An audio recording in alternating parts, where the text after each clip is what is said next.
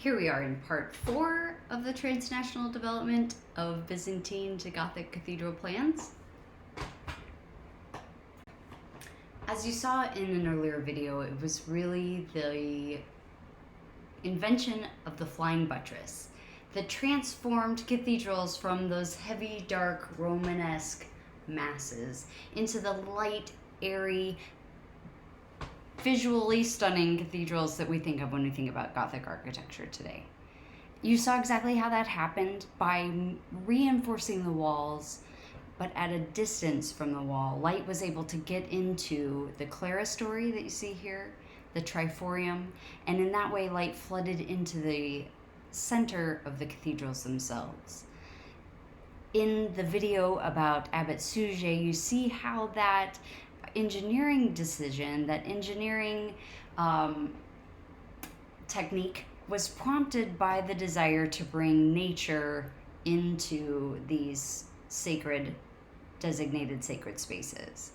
In this way, you see the push and pull between culture and construction techniques and the way that one is able to inform the other over time, in the same way that technology changes our thinking about who we are and what we're up to in the world. Now, it was the same then. Gothic architecture isn't uniform. As you can see from the slides here on the left, early Gothic facades were more Romanesque in character. We have these massive, heavy, column-like buttresses on the front that are reinforcing the weight of that building, the weight of that facade. And you can see at the top of this cathedral, we have the start of those Gothic leanings, where the columns get more narrow. Everything is a little more attenuated. This facade itself has taller, skinnier, more open windows with those characteristic lancet arches that draw the eye upward. By the period of the High Gothic, which is exhibited here in all of its action in the Notre Dame at Reims, the detail is amplified. Looking from the left image to the right image, there's no question that the desire for ornamentation has reached quite a peak by the time of the Notre Dame at Reims. That transformation of the exterior of the cathedral pushed and pushed and pushed until we hit the exterior and the interior. Let me restate that. Pushed and pushed and pushed until we reached the period of Rayonnant Gothic, which is where the columns become even taller, even thinner. There is more light, there's more window space in the cathedral than there is wall space. And all of that's made possible by the technique of groin vaulting that you're seeing along the very roof of the cathedral, or the Chapel of Sainte-Chapelle. During the cleaning of the facade of Our Lady at Amiens in France, scientists discovered traces of paint that dated back to the construction of the cathedral's facade itself. And those traces were sufficient to give these scientists a very clear picture of how the facade would have first looked when it was finished. It would have looked like this. It would have been colored. It would have been polychrome. So adding to all of that architectural ornamentation, all of that tracery, all of those sculptures, there would have been explosions of color as well. Now, when architectural restoration teams went in and started to recolor the cathedrals as they had originally been painted, people in the community went nuts. They felt that they were garish, they were ugly, that this was just debauchery and just a real grievance against these beautiful, stoic marble and limestone cathedrals that they had grown up with. As a compromise, what you're seeing here is a projection onto the building. Nothing has been actually painted, but through the use of projectors and light, you can see how it might have been.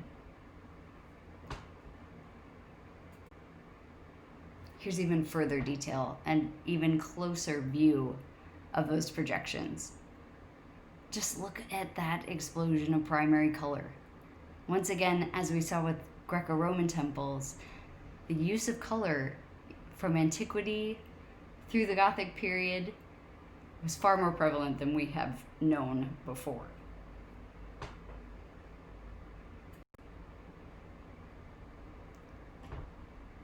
The Église Saint-Maclou is another example of Rayonnant architecture. Here you can see in those peaks on the facade, rising up above the lancet arches, filled with tracery. This church, this chapel, looks more like a cake than it does some architectural form. It's so embellished, and that embellishment seems so fragile that you would be able to just, push with a finger and that those ceiling pieces, those spires, all of those would just collapse. It's not so. The architectural techniques to place them there have made them resilient in a way that doesn't appear to be the case.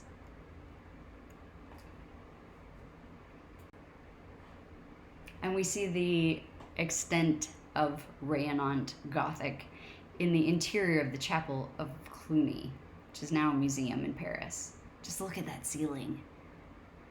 Each groin vault has been reaffirmed, replicated, amplified, traced, until we're seeing more line than we are surface.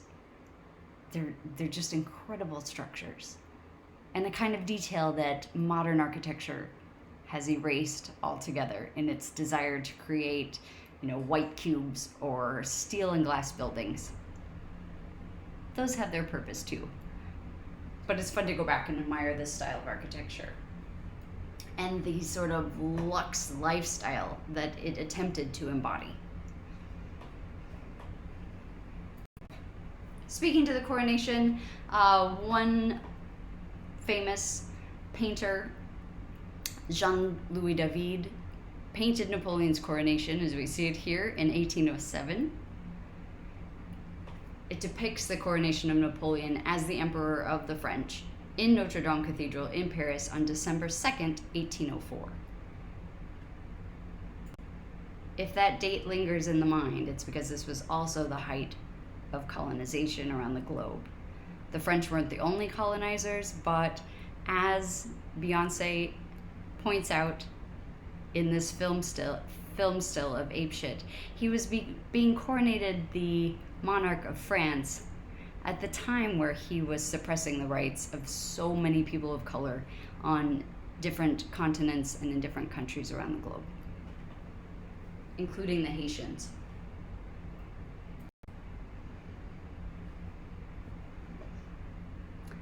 When Victor Hugo wrote his famous novel, it was to prompt action to renovate Notre Dame itself. He loved the building, he saw its state of decline, and he saw the potential that the building had.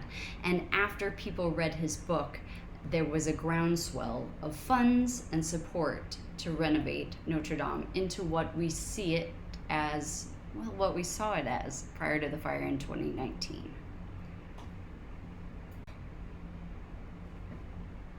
Just a few images of the fire, the before on the top right, the after on the bottom right.